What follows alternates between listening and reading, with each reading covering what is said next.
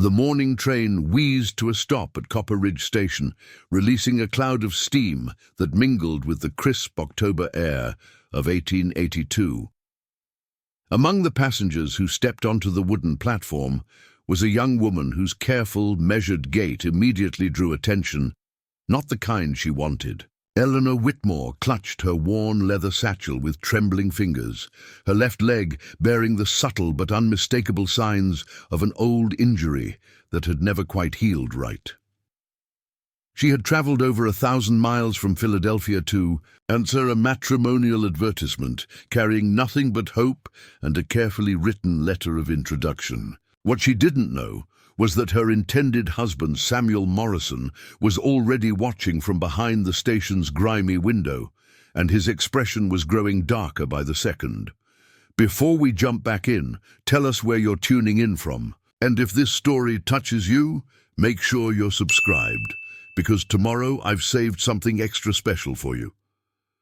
The Colorado Territory stretched endlessly beyond Copper Ridge, its autumn landscape painted in shades of amber and rust, that Eleanor might have found beautiful under different circumstances. But as she stood on the platform, scanning the faces of waiting men for someone who might be Samuel Morrison, all she could feel was the weight of 1,000 doubts pressing down on her shoulders like a physical burden. Eleanor had been honest in her correspondence, perhaps too honest, she now realized. She had mentioned her limp in her very first letter, explaining how a childhood accident involving a runaway carriage had left her with a permanently weakened left leg. Samuel's response had been encouraging, even kind. He had written about understanding hardship, about valuing character over perfection, about building a life together based on mutual respect rather than superficial attractions. Those letters, now tucked carefully in her satchel, had given Eleanor the courage to leave behind everything familiar in Philadelphia. Her position as a seamstress in Mrs. Caldwell's dress shop had provided barely enough income to survive, and her prospects for marriage in a city where she knew no one had seemed increasingly dim. Samuel Morrison's advertisement in the Matrimonial Gazette had appeared like an answer to prayers she had barely dared to voice. Seeking a virtuous woman of good character for companionship and marriage must be hard-working, honest, and willing to embrace frontier life. Physical beauty, less important than strength of spirit. Write to Samuel Morrison, Copper Ridge, Colorado Territory. The words had resonated with Eleanor in ways that more flowery advertisements had not. Here was a man who seemed to understand that life's true partnerships were built on foundation more solid than mere appearance. Their subsequent correspondence had reinforced this impression, with Samuel writing thoughtfully about his work as a store proprietor, his modest but comfortable home, and his vision of a marriage based on shared values and genuine affection. But now, standing on the platform with her distinctive gait on full display, Eleanor began to understand the difference between theoretical acceptance and practical reality. She could see men glancing at her, then looking away, with expressions that ranged from pity to disappointment. None of them approached with the welcoming smile she had hoped to see. The station itself was a simple wooden structure that served the growing mining community of Copper Ridge, built just 3 years earlier when the Denver and Rio Grande Railroad had finally pushed through the mountain passes. It represented the kind of progress and opportunity that had drawn countless settlers to Colorado Territory. The town beyond the station consisted of perhaps 50 buildings, a mix of businesses, homes, and the inevitable saloons that sprouted wherever men gathered to extract wealth from reluctant earth. Eleanor adjusted her grip on her satchel and began, walking slowly toward the station house, hoping that Samuel might be waiting inside. Her left leg ached from the long train journey, the cramped seating having aggravated the old injury in ways that made her limp more pronounced than usual. She had hoped to make a better first impression, perhaps to have time to rest and compose herself before meeting her intended husband. Instead, She found herself navigating a crowded platform where her difference was immediately visible to everyone present. Children stared openly until shushed by embarrassed parents. Men who might have offered assistance to other arriving women seemed to find urgent business elsewhere when she approached. The isolation she had hoped to leave behind in Philadelphia was reasserting itself with crushing familiarity.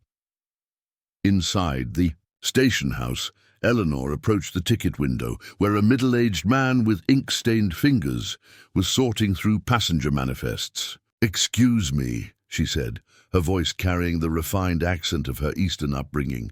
"I'm looking for Samuel Morrison. He was expecting to meet the afternoon train." The clerk looked up from his papers, his eyes immediately taking in her appearance, with the calculating assessment that Eleanor had learned to recognize and dread. "Morrison? Yeah, he was here earlier. Saw him talking to station master about something, then he left. Didn't say where he was going." The news struck Eleanor like a physical blow. Samuel had known she would be arriving on this train. They had confirmed the schedule in their most recent correspondence. His absence suggested either some emergency that had drawn him away or a change of heart that he lacked the courage to communicate directly. "Did he leave any message?" Eleanor asked, clinging to hope that might already be lost. The clerk shrugged with the indifference of someone accustomed to human disappointment. "Not with me. You might try Morrison's general store down on Main Street. If he's not there, somebody might know where to find him." Eleanor thanked the clerk and made her way back onto the platform, where the train was already preparing for departure. Other passengers who had disembarked were being greeted by friends and relatives, their reunions creating islands of warmth and belonging that made Eleanor's isolation more acute. She watched a young couple embrace with obvious joy, the woman's laughter carrying across the platform like music that reminded Eleanor of everything she had hoped to find in Colorado territory. The walk to Main Street took her past several businesses that reflected Copper Ridge's status as a supply hub for the surrounding mining operations. Henderson's Hardware displayed tools and equipment needed for extracting precious metals from reluctant mountains. The Silver Dollar Saloon already showed signs of evening activity despite the early hour. Murphy's boarding house advertised clean rooms and hot meals for travelers and temporary residents. Morrison's general store occupied a prominent corner location, its large windows displaying goods that ranged from basic necessities to luxury items imported from Denver and beyond. The store's prosperity was evident in its solid construction and well-maintained appearance, suggesting that Samuel Morrison had indeed built the successful business he had described in his letters. Eleanor paused outside the store, gathering courage for what might be the most important conversation of her life. Through the window, she could see shelves stocked with everything from farming implements to fine fabrics, indicating a business that served both practical needs and aspirational desires. The success evident in the store's operation reinforced her impression of Samuel as a man of substance and reliability. The bell above the door chimed as Eleanor entered, announcing her arrival to the handful of customers browsing among the carefully organized merchandise. Behind the counter stood a man she immediately recognized from the photograph Samuel had sent, though his expression bore no resemblance to the warm smile captured by the camera. Samuel Morrison was indeed a handsome man in his early 30s, with the kind of strong features and confident bearing that would attract attention in any social gathering. His dark hair was carefully groomed, his clothes well-tailored, and his overall appearance spoke of prosperity and social standing. But the look he directed toward Eleanor contained none of the welcoming warmth she had expected from their correspondence. "You must be Eleanor Whitmore," Samuel said, his voice carrying a coolness that immediately set Eleanor on edge. "I received word that you had arrived on the afternoon train." "Yes," Eleanor replied, attempting to maintain composure despite the growing certainty that something was terribly wrong. "I'm so pleased to finally meet you, Samuel. Your letters made me feel as though I already knew you." Samuel's expression remained carefully neutral as he took in her appearance, his gaze lingering on her left leg, in a way that made Eleanor acutely aware of her limp. "Indeed, your letters were quite detailed about your circumstances." The emphasis he placed on the word circumstances left no doubt about his meaning. Eleanor felt heat rise in her cheeks as she realized that Samuel's theoretical acceptance of her disability had not survived the reality of seeing it firsthand. The man who had written so eloquently about valuing character over appearance was proving to be as shallow as the suitors who had rejected her in Philadelphia. "Perhaps we could speak privately," Eleanor suggested, aware that other customers were beginning to take interest in their conversation. "I've traveled a very long distance, and I'm sure there are many things we need to discuss." Samuel glanced around his store, clearly uncomfortable with the situation he had created through his own deception. "Of course. Mary, could you watch the counter for a few minutes?" He called to a young woman who was helping customers select fabric. He led Eleanor through a door behind the counter into a small office that served as his private workspace. The room was neat and well organized, with ledger books and correspondence arranged with the precision that had made his business successful. But the atmosphere between them was thick with tension that had nothing to do with business concerns. "Eleanor," Samuel began, his tone suggesting he had rehearsed this conversation, "I want you to understand that I have the utmost respect for your courage in making this journey. The decision to travel so far from home, to marry a stranger, required considerable bravery."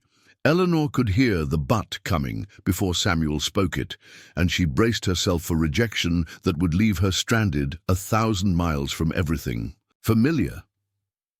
"However," Samuel continued, "I'm afraid I may have given you false impressions about what I was seeking in a wife." False impressions. Eleanor's voice remained steady despite the turmoil building inside her. "You wrote extensively about valuing character and understanding hardship. Were those sentiments not genuine?" Samuel shifted uncomfortably, clearly struggling to find words that would justify his change of heart without making him appear completely dishonorable. "My letters reflected my sincere beliefs about marriage and partnership. But theory and practice sometimes prove to be different things." The euphemistic language couldn't disguise the brutal reality of what Samuel was communicating. He had expected that his noble sentiments about accepting imperfection would prove unnecessary, that despite her warnings about her limp, Eleanor would somehow be more physically attractive than her honest self-description had suggested. "I see," Eleanor said quietly, her dignity intact despite the crushing disappointment. "And what do you propose we do about this discrepancy between theory and practice?" Samuel had clearly given this question considerable thought. "I've arranged for you to stay at Murphy's boarding house while we determine the best course of action. I'm prepared to provide compensation for your travel expenses and sufficient funds for your return journey to Philadelphia." The offer was both generous and insulting. Samuel was willing to pay handsomely to avoid the embarrassment of explaining why his planned marriage had not materialized, but he was not willing to honor the commitments he had made through months of correspondence. Eleanor realized that his reputation in the community mattered more to him than his integrity in their private dealings. "That's very considerate," Eleanor replied, her tone carefully neutral. "I assume you've already made arrangements with Mrs. Murphy?" "I have. She's expecting you this evening, and she understands that your stay may be indefinite while we work out the details of your situation."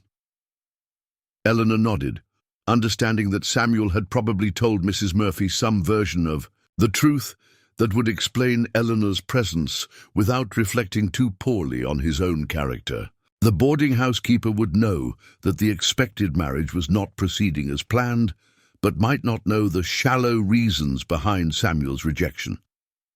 As they concluded their brief and painful interview, Eleanor found herself thinking, not about her own disappointment, but about the lesson she was learning about the difference between a man's words and his character. Samuel Morrison could write beautiful letters about accepting imperfection and valuing inequalities, but when faced with the reality of a woman whose physical difference was visible to his community, his noble sentiments had crumbled completely. The walk to Murphy's boarding house gave Eleanor time to process what had just occurred and to begin planning her next steps. She had enough money to remain in Copper Ridge for several weeks, while deciding whether to accept Samuel's offer of return passage to Philadelphia or to explore other options that might exist in Colorado territory. Mrs. Murphy proved to be a woman in her 50s, whose weathered face and capable hands spoke of a lifetime spent meeting challenges with practical determination. She greeted Eleanor with professional courtesy that carried undertones of sympathy, suggesting that Samuel had indeed shared some version of their circumstances. "Miss Whitmore," Mrs. Murphy said, as she showed Eleanor to a small but clean room on the boarding house's second floor. "I hope you'll find everything satisfactory. Meals are served at 7, noon, and 6, and I ask that guests respect quiet hours after 9 in the evening." "Thank you, Mrs. Murphy. I'm not certain how long I'll be staying, but I appreciate your willingness to accommodate uncertain circumstances." Mrs. Murphy paused in her arrangement of fresh linens, studying Eleanor with eyes that had seen enough of life to recognize genuine character when they encountered it. "Miss Whitmore, if you don't mind some unsolicited advice from someone who's been in this territory for 20 years, Colorado has a way of surprising people who give it a fair chance." The comment was cryptic but somehow comforting, suggesting that Mrs. Murphy saw possibilities that Eleanor herself could not yet imagine. As the boarding house keeper departed, Eleanor settled into her temporary quarters and began to contemplate a future that looked nothing like the one she had envisioned during her long journey west. Outside her window, the sounds of Copper Ridge's evening activities provided a backdrop of normalcy that contrasted sharply with the upheaval in her personal circumstances. Somewhere in the town below, people were going about their daily routines, unaware that a young woman from Philadelphia was sitting alone in a boarding house room, wondering whether she had made the biggest mistake of her life or taken the first step toward a destiny she had never imagined possible. Preparing and narrating this story took us a lot of time, so if you are enjoying it, subscribe to our channel. It means a lot to us. Now back to the story. Eleanor's first night at Murphy's boarding house passed in restless fragments of sleep, punctuated by the unfamiliar sounds of a frontier town settling into darkness. Through her thin walls, she could hear the distant laughter from the Silver Dollar Saloon, the occasional clatter of late riders passing on Main Street, and the rhythmic hammering from somewhere nearby that seemed to continue well past midnight. When dawn broke over the mountains surrounding Copper Ridge, Eleanor rose and dressed carefully in her second-best dress, a modest blue wool that she had sewn herself and that disguised her figure's imperfections while maintaining respectability. She had learned long ago that first impressions in a small community could determine her acceptance or rejection by an entire social structure. The dining room at Murphy's boarding house buzzed with conversation as Eleanor descended for breakfast. The other guests, mostly traveling salesmen, mining engineers, and temporary workers, barely glanced at the new arrival as they discussed business prospects and territorial politics over plates of eggs and biscuits. Mrs. Murphy approached Eleanor's table with a pot of coffee and the kind of direct assessment that characterized frontier women who had learned to size up situations quickly. "Sleep well, Miss Whitmore? I know the sounds can be unsettling for folks not used to mountain towns." Well enough, thank you. That hammering, is someone working very early or very late? That would be Marcus Webb's forge. He's our blacksmith, and he keeps unusual hours. Started working nights about 2 years ago after... Mrs. Murphy paused, seeming to reconsider how much information was appropriate for a newcomer. Well, after his circumstances changed, he's a good man, just prefers his privacy. Eleanor filed this information away while sampling Mrs. Murphy's excellent biscuits. In Philadelphia, she had learned that understanding a community's rhythms and relationships was essential for anyone hoping to find their place within it. Even if her stay in Copper Ridge proved temporary, knowledge about its residents might prove useful. After breakfast, Eleanor decided to explore the town that might become her temporary home.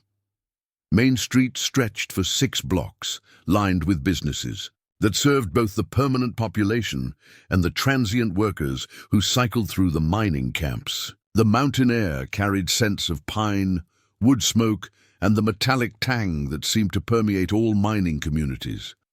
She passed the post office, where a line of men waited to send letters to families back east. The bank building, constructed of imported brick that proclaimed the institution's permanence and reliability. A small church with a modest steeple that suggested the community's spiritual needs were met, if not lavishly accommodated. At the end of Main Street, where the road began its climb toward the mining camps in the surrounding hills, Eleanor discovered the source of the nighttime hammering that had disrupted her sleep. Webb's blacksmith shop occupied a substantial building with wide doors that stood open to reveal the glowing forge within. Even in the morning light, the fire cast dancing shadows. On walls lined with tools, horseshoes, and the various metal implements essential to frontier life. The blacksmith himself stood with his back to the street, working at his anvil with the steady rhythm that had echoed through the night. He was a large man, his shoulders broad enough to handle the heavy work of his trade, but something in his posture suggested careful control rather than brute strength. His movements had a precision that spoke of years perfecting his craft. Eleanor paused outside the shop, drawn by the hypnotic rhythm of hammer on steel and by curiosity about the man Mrs. Murphy had described so carefully. As she watched, the blacksmith turned to reach for a different tool, and Eleanor caught her first clear view of his face. The left side of Marcus Webb's face bore the extensive scarring of someone who had survived a serious fire. The scars extended from his temple to his jaw, pulling at his features in ways that would make many people look away in discomfort. But his right profile remained unmarked, creating a startling contrast between damage and wholeness that seemed to tell a story Eleanor found herself wanting to understand. Marcus noticed her observation and turned away quickly, clearly accustomed to reactions that ranged from pity to revulsion. He moved to a workbench that positioned him with his back to the street, effectively ending Eleanor's opportunity to satisfy her curiosity about the man behind the scars. But Eleanor had grown up, different enough to recognize the defensive behavior of someone who had learned to expect rejection. Instead of moving on, as Marcus clearly expected, she approached the shop's entrance with the careful respect that one craftsperson showed another. "Excuse me?" she called, her voice pitched to carry over the noise of the forge without shouting. "I'm new in town, and I was wondering if you might have time to look at something for me." Marcus turned slowly, his scarred face showing surprise at being approached by a stranger, particularly a woman who seemed to belong to a higher social class than his usual customers. "What kind of something?"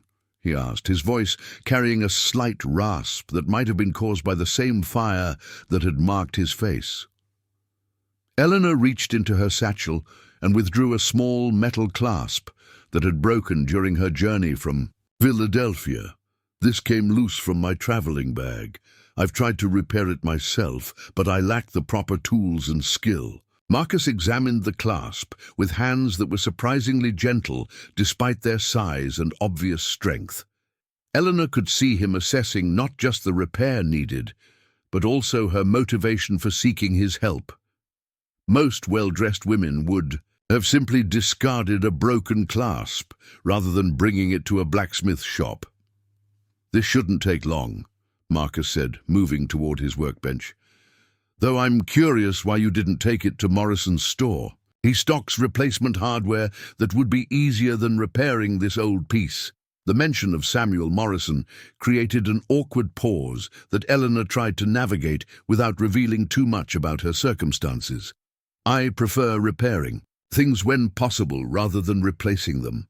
There's something to be said for preserving what has served you well."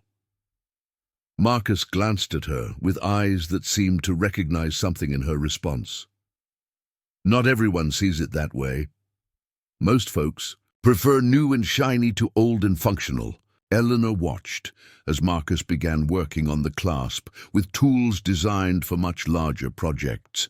His movements were economical and precise, suggesting the kind of skill that came from years of practice. Despite his scarred appearance, there was something deeply competent and reassuring about the way he approached his work. "You're not from around here," Marcus observed, without looking up from his repair work. "Your accent marks you as Eastern, probably from one of the big cities." "Philadelphia," Eleanor confirmed. "I came west to explore new opportunities." It was a carefully vague description that avoided mentioning her failed matrimonial plans while being technically accurate. "Colorado territory offers plenty of opportunities for those willing to work for them," Marcus replied, heating the metal clasp in his forge. "Though it can be a hard place for folks who aren't prepared for frontier realities." There was something in his tone that suggested personal experience with harsh realities, and Eleanor found herself wondering about the circumstances that had brought him to nighttime work and defensive isolation. "How long have you been in Copper Ridge?" 6 years. Came here after my situation changed back in Kansas." Marcus's pause echoed Mrs. Murphy's earlier reticence, suggesting a story that the community knew but didn't discuss openly. As Marcus worked, Eleanor observed the organization of his shop with the professional interest of someone who had spent years in skilled employment herself. The tools were well maintained and logically arranged. The forge was clean and efficient. Various projects in different stages of completion suggested a steady business that served both local needs and special orders. "You do beautiful work," Eleanor commented, noting the decorative elements on some of the finished pieces. "That ironwork has artistic quality beyond simple functionality." Marcus paused in his work, clearly unused to receiving compliments about anything beyond basic competence. "Most folks just want things that work. They don't much care about whether they're pretty." That seems short-sighted. Beauty and function aren't mutually exclusive, and both contribute to the value of craftsmanship. Eleanor's comment created another pause as Marcus seemed to consider her perspective. When he resumed working, his movements seemed slightly less guarded, as though her appreciation for his skill had opened a door he usually kept carefully closed. "What kind of work did you do back in Philadelphia?" Marcus asked, his tone suggesting genuine curiosity rather than mere politeness. "I was a seamstress in a dress shop, custom work mostly, taking measurements, fitting garments, creating alterations that helped women look their best despite physical challenges they might need to accommodate." Eleanor's slight hesitation before mentioning physical challenges wasn't lost on Marcus. He looked up from his work to meet her eyes directly, and Eleanor saw something in his expression that suggested he understood exactly what kind of challenges she meant. "That specialized work," Marcus said, "must have required considerable skill and patience." "It did. I enjoyed the problem-solving aspect, figuring out how to make clothing that was both attractive and accommodating to individual needs. Every person deserves to feel confident in their appearance, regardless of what nature or circumstance might have dealt them." The philosophy Eleanor expressed seemed to resonate with Marcus in ways that went beyond professional interest. He completed the repair on her clasp with special care, testing its strength and adjusting its tension until it operated smoothly. "There," he said, handing back the restored clasp. "Should serve you well for years to come, assuming you don't plan to carry anything too heavy in that bag." Eleanor examined the repair, noting that Marcus had not only fixed the break, but had strengthened the overall design in ways that would prevent similar failures. "This is excellent work. What do I owe you?" Marcus waved away her offer of payment. "It was a small job. Consider it a welcome to Copper Ridge courtesy." "That's very kind, but I insist on paying for quality work. Craftspeople deserve fair compensation for their skills." The insistence seemed to surprise Marcus, as though he was unaccustomed to customers who fought to pay rather than negotiate for lower prices. "If you insist, a quarter would cover the materials and time." Eleanor handed him 50 cents, ignoring his protests about overpayment. "Quality work deserves quality compensation, and I have a feeling I may need the services of a skilled craftsman again during my stay in Copper Ridge." As Eleanor prepared to leave the blacksmith shop, Marcus called after her, "Miss Whitmore, Eleanor Whitmore. Miss Whitmore, if you don't mind some advice from someone who's been in this territory for a while, Copper Ridge can be a good place for people who are willing to see past surface appearances. Sometimes the things that make us different are exactly what make us valuable." The comment was clearly personal, coming from a man whose own differences were impossible to ignore. But Eleanor heard in his words something she hadn't encountered since arriving in Colorado territory: acceptance based on character rather than appearance, and recognition that her own differences might represent strengths rather than limitations. "Thank you, Mr. Webb. That's perhaps the most encouraging thing anyone has said to me since I arrived." As Eleanor walked back toward the boarding house, she found herself thinking not about Samuel Morrison's rejection or her uncertain future, but about the scarred blacksmith who had seen past her physical differences to appreciate her skills and perspective. For the first time since stepping off the train at Copper Ridge Station, she began to wonder if her journey west might lead to possibilities she had never imagined. 3 days after her encounter at the blacksmith shop, Eleanor found herself settling into an unexpected routine in Copper Ridge. Each morning she explored different sections of the town, familiarizing herself with the rhythms of frontier life while carefully avoiding Morrison's general store. The sight of Samuel conducting business with obvious prosperity only reinforced her relief at discovering his true character before making an irreversible commitment. What surprised Eleanor most was how quickly she began to appreciate aspects of Colorado territory life that she had never experienced in Philadelphia. The mountain air carried a clarity that made every breath feel cleansing. The vast landscapes visible from any elevated point in town created a sense of possibility that had been absent from her cramped urban existence. Even the challenges of frontier living seemed manageable compared to the social restrictions that had confined her in the East. But it was the people of Copper Ridge who proved most interesting to Eleanor's observant nature. Unlike Philadelphia's rigid social hierarchies, the frontier community seemed to evaluate individuals based on their contributions rather than their origins or appearances. She watched Mexican miners conducting business with German merchants, Irish railroad workers sharing drinks with Italian stonemasons, and women from various backgrounds managing enterprises that would have been impossible for them to pursue in more established communities.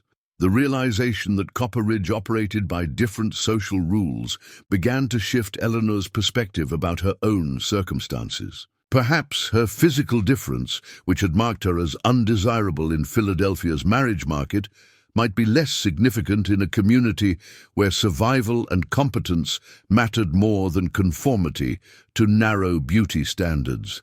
This growing optimism was tested on Thursday morning when Eleanor encountered a crisis that would define her place in Copper Ridge's social structure. She was walking past the schoolhouse, a modest building that served the children of miners, shopkeepers, and other permanent residents, when she heard sounds of distress from the small playground behind the building. A group of older boys had cornered a younger child whose tears and defensive posture indicated he was being bullied rather than engaged in normal playground roughhousing. Eleanor approached carefully, not wanting to overstep boundaries as an outsider, but unable to ignore obvious cruelty toward a defenseless child. "That's enough," she said firmly, her voice carrying the authority she had developed while managing difficult customers in Philadelphia. "Find something else to occupy your time that doesn't involve tormenting someone smaller than yourselves." The boys, she counted 5 of them, aged perhaps 10 to 12, turned to face this unexpected interference. Their leader, a stocky child, with the kind of aggressive confidence that often masked deeper insecurities, looked Eleanor up and down with obvious disdain. "This ain't your business, lady," he announced with the casual cruelty that children could deploy more effectively than adults. "Besides, Tommy here needs to learn how things work around here. Freaks don't get special treatment just because they're different." Eleanor's attention shifted to the younger boy they had been tormenting, and she immediately understood the dynamic she had interrupted.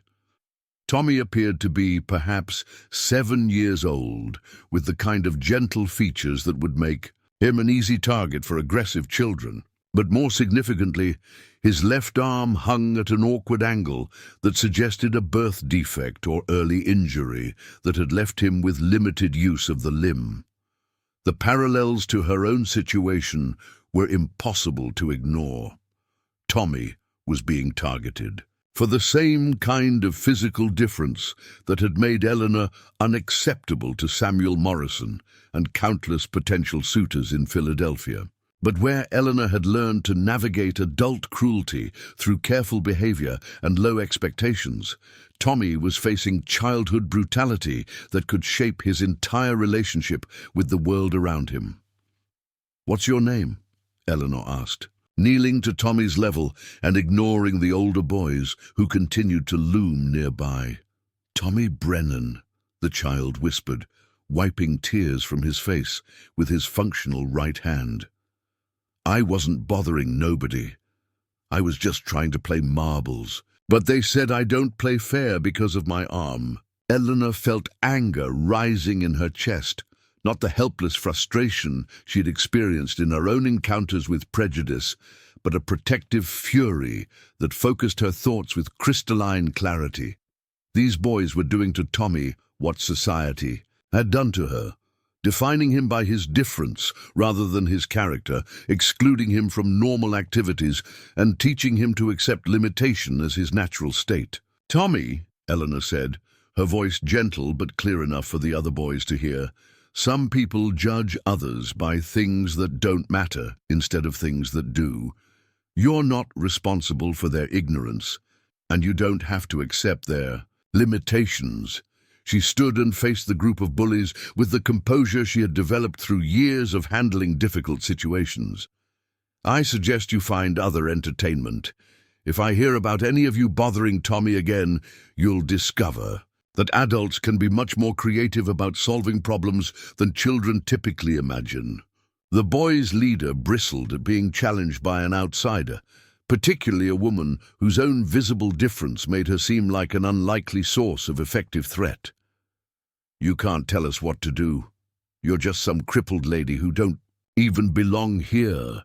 The insult hung in the air between them, and Eleanor could see Tommy watching her reaction with the kind of intense attention that suggested this moment would influence his understanding of how to respond to similar attacks. She had a choice: retreat, as she had learned to do in Philadelphia, or stand her ground in ways that might teach Tommy and herself different approaches to handling prejudice. Eleanor smiled with the kind of calm confidence that she had never quite managed to feel before this moment. You're absolutely right that I'm different from other women you might know.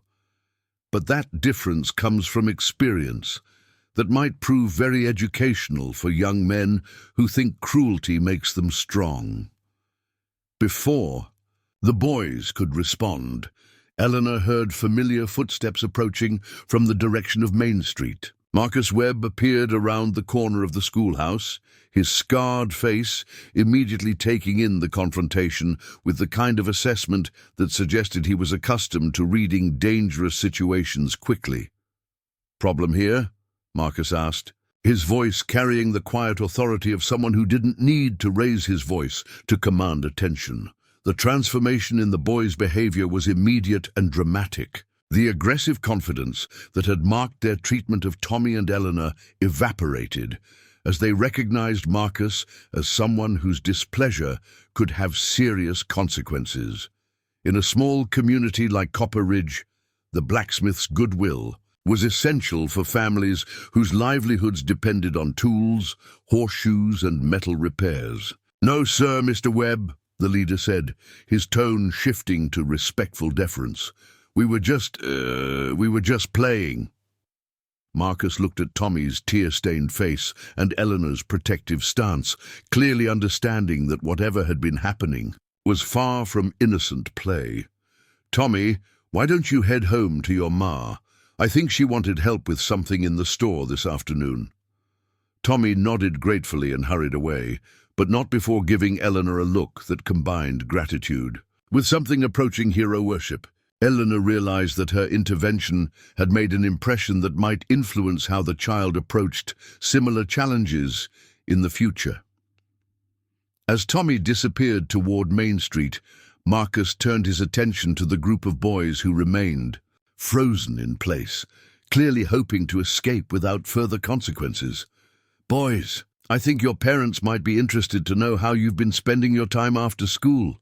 Should I mention to them that you've been so helpful in making new residents feel welcome in our community?" The sarcasm in Marcus's suggestion was subtle but unmistakable. The boys exchanged glances that revealed their understanding that their behavior would not be well received by parents who depended on community goodwill for their economic survival. "We weren't doing nothing wrong," the leader protested weakly. "Then you won't mind if I describe your nothing wrong to your fathers when they come by the shop for their usual work?" Marcus replied evenly. "I'm sure they'll be proud to hear how you've been representing their families." The threat was implicit but clear. In a frontier community where reputation and relationships determined economic success, parents would not tolerate children whose behavior created problems with neighbors and business associates. The boys departed quickly, their aggressive confidence replaced by concern about potential consequences at home. Eleanor watched Marcus handle the situation with a combination of authority and restraint that she found impressive.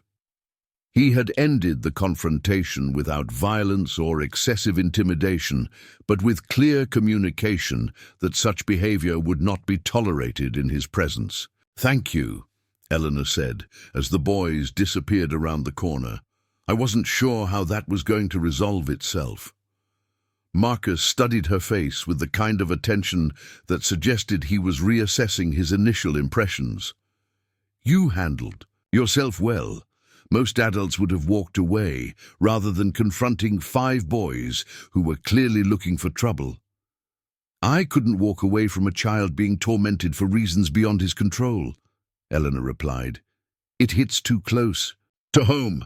The admission was more personal than Eleanor had intended, but Marcus's understanding nod suggested he recognized the connection between her intervention and her own experiences with prejudice. "Tommy's had a hard time since his family moved here. Last year," Marcus explained as they began walking back toward Main Street. "His father died in a mining accident back in Missouri, and his mother brought him west, hoping for a fresh start. But children can be cruel to anyone who's different. What about the other adults in town? Don't they intervene when they see bullying?" Marcus was quiet for a moment, clearly choosing his words carefully. Most folks have their own problems to worry about, and some of them figure that children need to learn how the world works, even if the lessons are harsh. Eleanor heard in his response the same resignation she had learned to carry about adult prejudices. But her encounter with Tommy had awakened something in her that felt more like determination than acceptance. Maybe the world works that way, because too many people accept it as inevitable, she said. Perhaps it's time some of us work to change how things are, instead of just accepting how they've always been. Marcus glanced at her with surprise, apparently not expecting such directness from a woman who had arrived in town as a failed mail order. A bride? That's an ambitious goal for someone who's only been in Copper Ridge for a few days. Sometimes outsiders can see possibilities that long-term residents might miss, Eleanor replied. And sometimes people who have been underestimated have advantages that others don't recognize. As they reached Main Street, Eleanor realized that her confrontation with the bullies had created an unexpected partnership with Marcus Webb. More importantly, it had awakened in her a sense of purpose that went beyond simply surviving her failed matrimonial plans. For the first time since leaving Philadelphia, Eleanor began to envision a future that wasn't defined by what others thought she couldn't do, but by what she decided she would accomplish.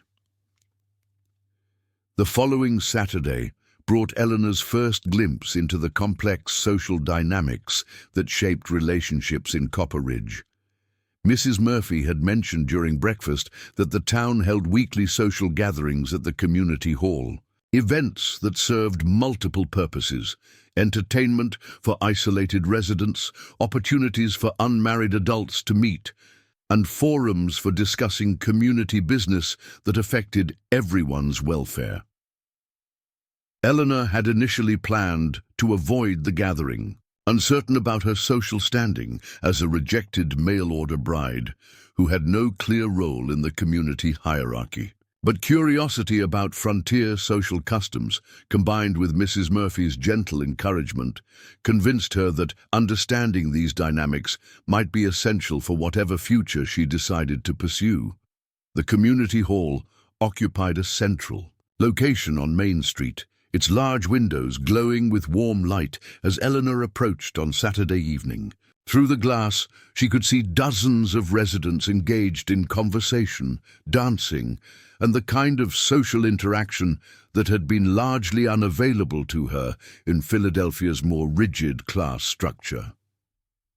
Eleanor paused outside the hall, gathering courage for what might be a significant test of her acceptance by Copper Ridge society. Her experience with the bullying incident had given her confidence, but adult social judgment could be more subtle and potentially more devastating than childhood cruelty. "Miss Whitmore," a voice called from behind her.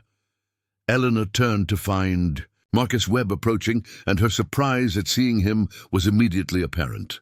"Mr. Webb, I didn't expect to see you at a social gathering." Marcus's scarred face showed a self-conscious expression that Eleanor recognized as similar to her own hesitation about entering the hall. "I don't usually attend these events, but Mrs. Murphy mentioned you might be here tonight, and I thought you might appreciate having someone familiar to talk to." The gesture was unexpectedly thoughtful, and Eleanor felt a warmth that had nothing to do with the evening's mild temperature. Marcus had overcome his own social discomfort to provide support for hers, a kindness that suggested depths of character she was only beginning to understand. "That's very considerate. I was indeed feeling somewhat nervous about entering a room full of strangers who might have already formed opinions about my circumstances." Together, they entered the community hall, where the sounds of fiddle music and animated conversation created an atmosphere of genuine celebration. Eleanor immediately noticed the diversity of the gathering: miners still showing traces of their underground work, merchants dressed in their finest clothes, women who managed boarding houses and restaurants, and families with children who played games in corners while adults socialized. But Eleanor also noticed the subtle social boundaries that existed even in this seemingly egalitarian frontier community. Certain groups clustered together based on occupation, ethnicity, or economic status. Conversations paused as new arrivals were assessed and categorized. The democratic ideals of frontier life were tempered by human tendencies toward judgment and exclusion that apparently transcended geographical boundaries. Eleanor's entrance with Marcus created a stir that was both expected and uncomfortable. She could see people taking note of their pairing, the rejected mail-order bride and the scarred blacksmith, with expressions that ranged from curiosity to disapproval. Some seemed to view their association as appropriate matching of social outcasts, while others appeared concerned about what their friendship might represent. "Eleanor," a cheerful voice called from across the room. Mrs. Murphy approached with the kind of determined hospitality that could overcome social awkwardness through sheer force of personality. "I'm so glad you decided to join us tonight. Come, let me introduce you to some of the other ladies." Eleanor followed Mrs. Murphy toward a group of women who seemed to represent Copper Ridge's feminine leadership, wives of successful businessmen, proprietors of their own enterprises, and the kind of strong-willed individuals who shaped community standards through informal influence. "Ladies, this is Eleanor Whitmore, who's staying at my boarding house while she explores opportunities in our territory," Mrs. Murphy announced with phrasing that tactfully avoided mentioning Eleanor's failed matrimonial arrangements. The introductions that followed provided Eleanor with crucial insights into Copper Ridge's social structure. Margaret Henderson owned the town's only dress shop and immediately expressed interest in Eleanor's sewing experience. Catherine Torres managed the largest restaurant and spoke knowledgeably about the challenges of feeding diverse populations. With varying cultural preferences, Sarah McKenna operated the post office with her husband and seemed to know everything about everyone's business relationships and personal affairs. But it was the conversation's undercurrents that proved most revealing to Eleanor's trained observation. These women wielded significant influence in community decisions, but they exercised that power through careful navigation of social expectations that were simultaneously more flexible and more rigid than those Eleanor had known in Philadelphia. "Miss Whitmore," Margaret Henderson said after the initial pleasantries, "Mrs. Murphy mentioned you have considerable experience with custom sewing work. That's a skill that's desperately needed here. Most of our ladies have to make do with ready-made clothing that rarely fits properly." "I'd be happy to discuss that possibility," Eleanor replied, recognizing an opportunity that could provide both income and social integration. "Custom fitting requires understanding each person's unique needs and preferences." "Unique needs," Catherine Torres repeated with emphasis that suggested deeper meaning. "That's something our community values highly. We've learned that diversity in backgrounds and abilities often strengthens rather than weakens what we're trying to build here." Eleanor heard in Catherine's comment an acknowledgement of her own difference that felt more like acceptance than mere tolerance. These women seemed to understand that frontier communities succeeded by utilizing everyone's contributions rather than excluding those who didn't fit narrow standards.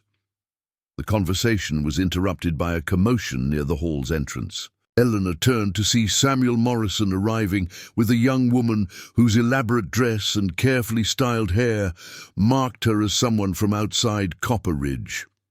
The woman's beauty was conventional and striking, exactly the kind of appearance that Samuel had apparently expected from his mail-order correspondence. "Well," Sarah McKenna murmured, with the tone of someone who had anticipated this development, "it seems Samuel Morrison has found himself a more suitable companion." Eleanor watched Samuel escort his new companion around the room, introducing her to various residents with obvious pride. The woman's responses suggested charm and social skill, but Eleanor noticed that her interactions remained superficial.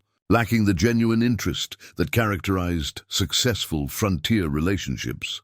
"That's Victoria Ashworth," Margaret Henderson explained quietly. "She arrived on Wednesday's train from Denver. Her father owns mining interests throughout the territory, and she's reportedly looking for investment opportunities in smaller communities." The information provided context for Samuel's rapid transition from Eleanor to Victoria. His new companion represented not just conventional beauty, but also the kind of financial resources that could significantly enhance his business prospects. Samuel's rejection of Eleanor was proving to be based on calculation rather than mere aesthetic preference. "Miss Ashworth seems charming," Eleanor said diplomatically, refusing to display the bitterness that others might expect from a rejected woman. "Charming, yes," Catherine Torres replied with a slight edge to her voice. "But charm doesn't always translate into the kind of partnership that makes frontier life successful. Pretty faces can be deceiving, especially when they come with expectations that don't match mountain realities." Eleanor was considering this observation when she noticed Marcus Webb standing alone near the hall's far wall, clearly uncomfortable with the social dynamics unfolding around him. Their eyes met across the room, and Eleanor saw in his expression the same sense of being an outsider that she had carried for most of her adult life. Without hesitation, Eleanor excused herself from the ladies' group and crossed the room to join Marcus. Her movement was noticed by several people, including Samuel Morrison, whose expression suggested disapproval of her association with someone he clearly considered beneath her social station. "You look like you're plotting an escape," Eleanor said as she approached Marcus's position. "The thought had occurred to me," Marcus admitted. "These gatherings remind me why I prefer working at night when the town is quieter." Eleanor studied Marcus's face, noting how the hall's warm lighting somehow minimized his scars while emphasizing the intelligence and kindness in his eyes. She realized that his nighttime work schedule might be less about practical considerations than about avoiding social situations where his appearance drew unwanted attention. "Would you like to step outside for some air?" Eleanor suggested. "The evening is pleasant, and the mountain views from the hall's back porch are supposed to be spectacular." Marcus nodded gratefully, and they made their way through the crowd, toward the hall's rear exit. Eleanor was aware that their departure together was being noted and would likely become a topic of conversation, but she found herself caring less about community gossip than about providing companionship to someone who had shown her genuine kindness. The back porch of the community hall offered a view of the mountains that surrounded Copper Ridge. Their peaks silhouetted against a star-filled sky that seemed impossibly vast after years of Philadelphia's narrow urban horizons. The contrast between the natural grandeur visible from the porch and the social complications contained within the hall seemed to encapsulate everything Eleanor was learning about frontier life. "It's beautiful," Eleanor said, settling onto a wooden bench that someone had positioned to take advantage of the view. "It's one of the reasons I stay in Colorado territory despite—" Marcus gestured toward his scarred face without finishing the sentence. "Despite what happened to you?" Eleanor asked gently, recognizing that Marcus's story might be similar to her own tale of circumstances that had changed life's trajectory in unexpected directions. Marcus was quiet for a long moment, apparently deciding whether to trust Eleanor. With information he clearly didn't share casually, finally he began speaking with the careful tone of someone unaccustomed to discussing painful memories. "I was married once, back in Kansas. Had a successful blacksmith shop, a house on the good side of town, plans for raising a family. My wife, Anna, was everything the community considered ideal in a woman, beautiful, charming, from a respected family." Eleanor heard in his description echoes of Victoria Ashworth and the conventional attractiveness that Samuel Morrison had, apparently preferred to her own more complicated qualities. "What changed?" Eleanor asked, though she suspected the answer involved the scars that marked Marcus's face. "Fire," Marcus said simply. "An accident at the forge that spread to nearby. Buildings. I managed to save several people, including Anna, but the flames—" He touched his scarred cheek unconsciously. "The physical damage was bad enough, but the way people looked at me afterward was worse." Anna tried to maintain the relationship for several months, but eventually she couldn't handle being married to someone who made others uncomfortable. The story explained both Marcus's nighttime work schedule and his defensive isolation from Copper Ridge's social activities. Like Eleanor, he had learned to expect rejection based on physical differences that had nothing to do with his character or capabilities. "I'm sorry," Eleanor said, meaning both his injury and his wife's abandonment. "That must have been devastating on multiple levels." It was. But it also taught me some valuable lessons about the difference between appearance and substance, between what people say they value and what they actually choose when tested. Eleanor understood exactly what Marcus meant. Her own experiences with rejection had provided similar education about the gap between stated principles and actual behavior when circumstances challenged comfortable assumptions. As they sat together on the porch, watching the stars emerge more clearly as their eyes adjusted to the darkness, Eleanor felt a connection to Marcus that transcended their shared experiences with rejection. There was something deeply peaceful about being with someone who understood difference as a fact of life, rather than a source of shame.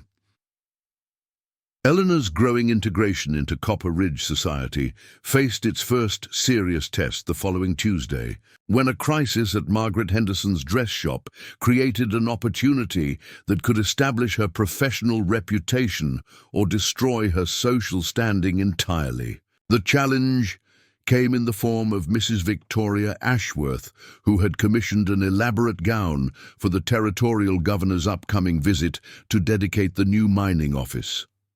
Margaret Henderson arrived at Murphy's boarding house early that morning, her usually composed demeanor replaced by obvious distress. "Eleanor, I need your help with a situation that's beyond my current capabilities," she announced without her usual social pleasantries.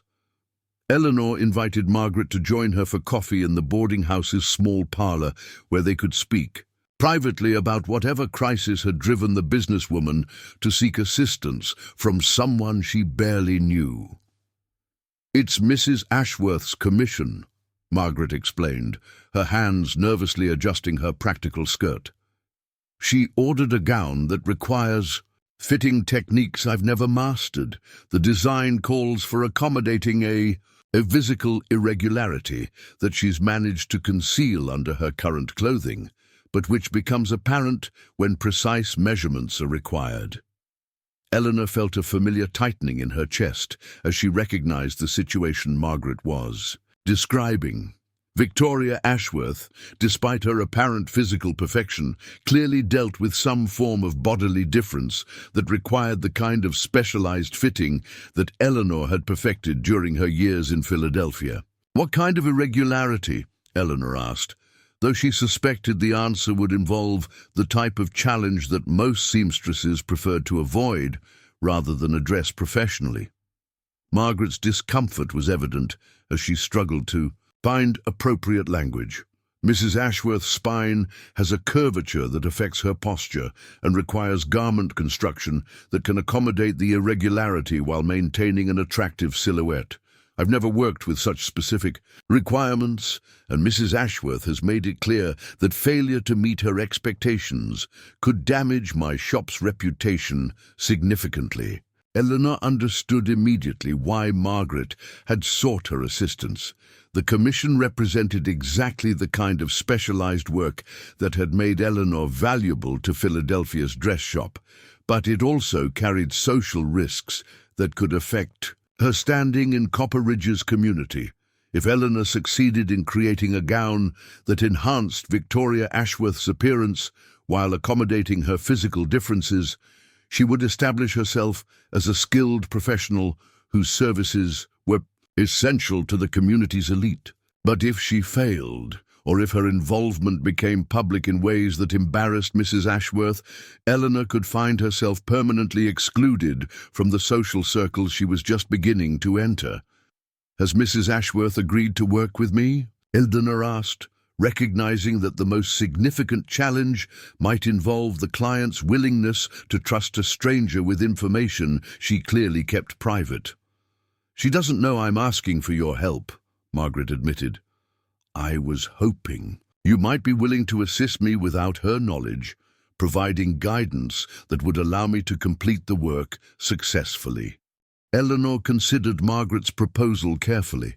The arrangement would protect Mrs. Ashworth's privacy while allowing Eleanor to contribute her skills without public recognition. But it would also deny Eleanor the opportunity to establish her professional reputation in ways that could secure her future in Copper Ridge. "Margaret, I appreciate your confidence in my abilities, but I think Mrs. Ashworth deserves to know who's working on her commission. More importantly, the kind of fitting this project requires involves personal consultation that can't be done through intermediaries." Margaret's expression revealed her understanding of what Eleanor was suggesting. "You're asking me to tell Mrs. Ashworth that I need help from someone she might consider socially inappropriate. I'm suggesting that Mrs. Ashworth might value expertise over social standing when it comes to something as personal as accommodating physical challenges she clearly prefers to keep private." The conversation was interrupted by the arrival of Mrs. Murphy, who approached their table with the kind of purposeful stride that indicated she had something important to communicate. "Eleanor? There's a young man here asking for you. Says it's urgent business related to some sewing work you discussed with his mother." Eleanor followed Mrs. Murphy to the boarding house's front parlor, where she found Tommy Brennan waiting with the anxious expression of a child carrying adult responsibilities. The boy's appearance suggested he had run most of the way from wherever he lived, and his careful attention to his appearance indicated that his visit represented important family business. "Miss Whitmore," Tommy said with the formal politeness that marked children who had been coached about proper behavior, "Ma sent me to ask if you'd be willing to come to our store. She says there's work that needs doing, and she heard you might be the person who could help." Eleanor realized that Tommy's mother must have learned about her sewing expertise through the community's informal information network. In a town the size of Copper Ridge, professional skills became common knowledge quickly, especially when they addressed needs that weren't currently being met. "What kind of work does your mother need?"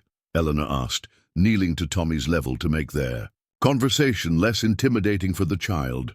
"She says it's about clothes that need fixing for people who got hurt," Tommy replied, with the careful phrasing of someone repeating words he didn't fully understand. "She says you know how to make clothes work for people who are different." Eleanor felt a surge of recognition and anticipation. Tommy's mother apparently operated some kind of business that served people with physical challenges, exactly the kind of clientele that had made Eleanor's work meaningful in Philadelphia. The opportunity to resume that specialization could provide both income and professional satisfaction. "Tell your mother I'll be happy to discuss her needs," Eleanor said, rising and gathering her shawl. "Lead the way, Tommy." The walk to the Brennan establishment took Eleanor through a section of Copper Ridge she hadn't yet explored, where smaller businesses served specialized needs that the main commercial district didn't address. The buildings were modest but well-maintained, suggesting enterprises that provided essential services without the prosperity that characterized more visible operations. Brennan's shop occupied a corner building whose large windows displayed an eclectic mix of merchandise that seemed to serve multiple functions. Eleanor could see clothing, medical supplies, books, and various household items arranged with the kind of practical organization that prioritized utility over visual appeal. Tommy's mother proved to be a woman in her 30s whose capable hands and observant eyes marked her as someone accustomed to solving complex problems with limited resources. Martha Brennan welcomed Eleanor with the straightforward courtesy that characterized frontier women who had learned to evaluate people quickly and accurately. "Miss Whitmore, I appreciate you coming so promptly. Tommy told me about how you helped him with those boys at the school, and several people have mentioned your sewing skills. I have a proposition that might benefit both of us." Martha led Eleanor through the shop to a workroom behind the main retail space, where Eleanor discovered an operation that immediately captured her professional interest. The room contained several sewing machines, cutting tables, and storage areas filled with fabrics and supplies. But more significantly, it showed evidence of specialized work that Eleanor recognized as similar to her own Philadelphia experience. Provide clothing alterations and custom work for people whose needs aren't met by standard garments, Martha explained, her tone suggesting she expected Eleanor to understand the euphemistic language. Minors who've been injured, women whose figures require special accommodation, children like Tommy who need clothing adjusted for physical differences. Eleanor felt excitement building as she recognized the scope of Martha's operation. This was exactly the kind of work that had given her professional satisfaction in Philadelphia, but in a frontier setting where such services were desperately needed and highly valued. "What kind of help do you need?" Eleanor asked, examining the quality of work visible in various partially completed projects. "I'm skilled at basic alterations, but I lack training in the advanced techniques required for more complex challenges," Martha admitted. "I have clients whose needs exceed my current capabilities, and I could use someone with specialized experience to help expand what I can offer." Eleanor studied Martha's work more carefully, noting both the enthusiasm evident in her attempts and the limitations that prevented her from achieving professional-level results. With proper instruction and collaboration, Martha could probably develop the skills needed to serve her clients more effectively. "I'd be interested in discussing a partnership," Eleanor said, choosing her words carefully. "But I should mention that my situation in Copper Ridge is somewhat complicated. I'm not certain how long I'll be staying, and my social standing is ambiguous." Martha smiled with the kind of understanding that came from personal experience with social complexity. "Miss Whitmore, anyone who stands up to bullies defending my son has already proven their character to my satisfaction. As for social standing, my clientele values competence over reputation, and I suspect you'll find the work more rewarding than worrying about what certain people might think." Eleanor felt a sense of possibility opening before her that she hadn't experienced since leaving Philadelphia. Martha's operation offered not just employment, but the chance to resume the specialized work that had given her professional identity and personal satisfaction. But as she considered Martha's offer, Eleanor also thought about Margaret Henderson's commission and the challenge it represented. Successfully completing Victoria Ashworth's gown could establish Eleanor's reputation among Copper Ridge's elite, while partnership with Martha Brennan would associate her with the community's working population. "Martha, I'm very interested in working with you," Eleanor said finally. "But I may have an opportunity to take on a high-profile commission that could affect how people perceive our partnership. Would you be willing to let me handle both obligations?" Martha's expression suggested she understood exactly what Eleanor was considering. "Miss Whitmore, I've learned that sometimes the best way to serve people who really need help is to first establish credibility with people who have influence. If you can manage both projects successfully, it could benefit everyone involved." Eleanor realized that Martha Brennan possessed the kind of practical wisdom that made frontier communities successful. Rather than seeing Eleanor's other commitments as competition, Martha recognized them as opportunities that could enhance their shared goals. As Eleanor prepared to leave the Brennan shop, she felt energized by possibilities that had seemed impossible just hours earlier. The challenge of Victoria Ashworth's commission could provide social credibility, while partnership with Martha Brennan could offer meaningful work and financial security. But most importantly, Eleanor was beginning to understand that Copper Ridge offered her something she had never found in Philadelphia: the opportunity to be valued for her skills rather than limited by her differences. The question now was whether she possessed the courage and competence to seize the opportunities that were presenting themselves. The meeting with Victoria Ashworth took place on Thursday afternoon in the private fitting room behind Margaret Henderson's, a dress shop. Eleanor arrived early to examine the partially completed gown and assess the technical challenges it presented. What she discovered confirmed her suspicions about why Margaret had sought assistance. The commission required expertise in accommodating spinal curvature that most seamstresses would consider beyond their capabilities. Victoria Ashworth arrived precisely at the appointed time, her manner suggesting someone accustomed to having her schedule respected and her requirements met without question. She moved with the careful grace that Eleanor recognized in people who had learned to minimize the visibility of physical differences through conscious attention to posture and movement. "Mrs. Ashworth," Margaret Henderson began with obvious nervousness, "I'd like you to meet Eleanor Whitmore, who has specialized experience with the kind of fitting challenges your gown presents." Victoria's initial reaction was exactly what Eleanor had expected: a flash of alarm at the suggestion that her private circumstances required discussion with a stranger, followed by careful assessment of Eleanor's appearance and demeanor. Eleanor could see Victoria noting her own visible difference and apparently drawing conclusions about discretion and understanding. "Miss Whitmore," Victoria said with careful politeness, "Margaret has explained that you have experience with complex fitting requirements. I trust you understand the importance of confidentiality in such matters." "Completely," Eleanor replied, her tone conveying both professional competence and personal empathy.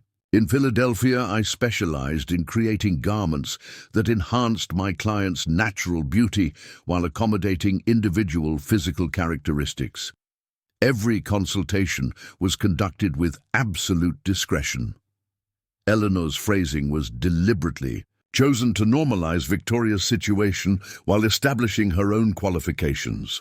She had learned that clients with physical differences responded better to matter-of-fact professionalism than to excessive sympathy or careful avoidance of reality. Victoria studied Eleanor's face for a long moment, apparently weighing the risks of trusting a relative stranger against the benefits of working with someone who possessed necessary expertise. "Very well, but I must emphasize that my condition is not widely known, and I intend to keep it that way. Of course, now, shall we examine what adjustments might be needed to achieve the results you're hoping for?" What followed was the most technically challenging consultation Eleanor had conducted since leaving Philadelphia. Victoria's spinal curvature was more pronounced than Eleanor had initially realized, requiring construction techniques that would provide proper support while creating the illusion of perfect symmetry. The work would demand not only advanced sewing skills, but also careful understanding of how fabric, structure, and design could work together to achieve specific visual effects.